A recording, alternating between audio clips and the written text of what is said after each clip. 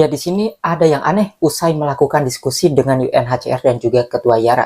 Di sini, Ustadz berikut ini yang akan kita bahas, bagaimana pada awalnya dia ini menolak adanya imigran-imigran yang tanpa status dokumen dan kewarganegaraan yang jelas keluar masuk ke Indonesia. Kita akan lihat nih, nanti seperti apa yang kemudian setelah Ustadz ini melakukan diskusi, kemudian dia ini membela Rohingya, guys. Kita lihat nih, dengarkan dulu ya. Apa yang dia sampaikan sebelumnya. Video ini sudah saya unggah juga sebenarnya. Punya izin yang bukan warga negara kedaulatannya, sehingga orang yang tidak punya visa, yang tidak punya izin yang bukan warga negara bebas keluar masuk. Kalau yang kedua jawabannya, maka tidak aneh bila narkoba itu masuk bertonton lewat Aceh.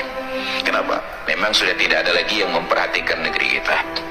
Itu adalah ceramah dari Ustadz ini ya, yang pada awalnya menolak adanya orang-orang Rohingya ataupun imigran yang bebas keluar masuk wilayah Indonesia, tepatnya di Aceh.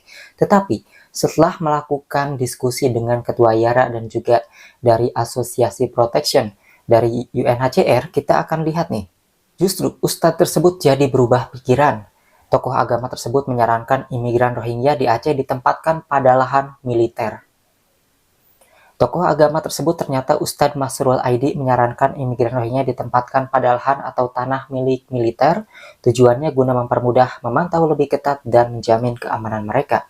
Selama ini pemerintah Indonesia bisa dikatakan diam katanya, padahal penyelesaian seutuhnya dari mereka. Ustadz tersebut adalah pimpinan salah satu pondok pesantren di Aceh, itu juga merasa sedih terhadap tindakan sembrono sejumlah mahasiswa di Balai Mesir Raya Aceh.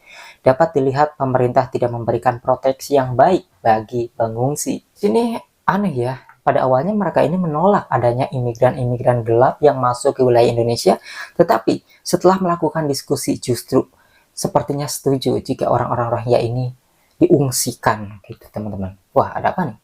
Tetapi sangat disayangkan ya, di sisi lain di sini masyarakat Aceh yang menolak tidak dilibatkan dalam diskusi tersebut. Menurut saya sih diskusi tersebut ini tidak fair. Kenapa?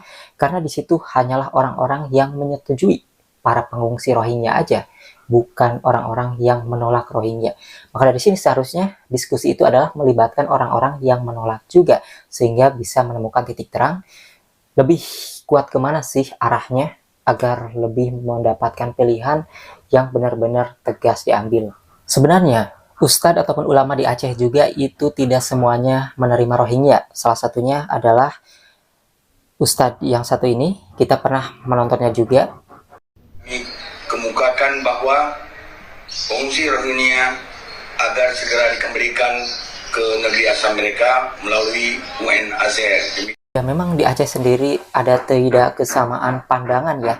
Di sisi lain ada yang menolak, ada juga yang membela ataupun menerima orang-orang Rohingya. Ya, kita bisa bedakan lah ya seperti apa.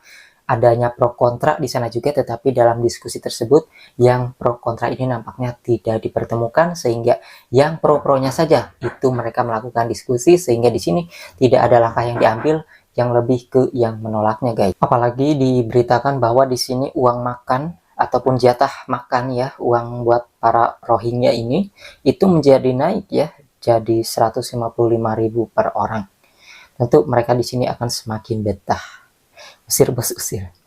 Ya, seperti itulah ya kira-kira teman-teman yang kita sampaikan di kesempatan video kali ini. Apakah masih banyak yang mencari informasi tentang Rohingya?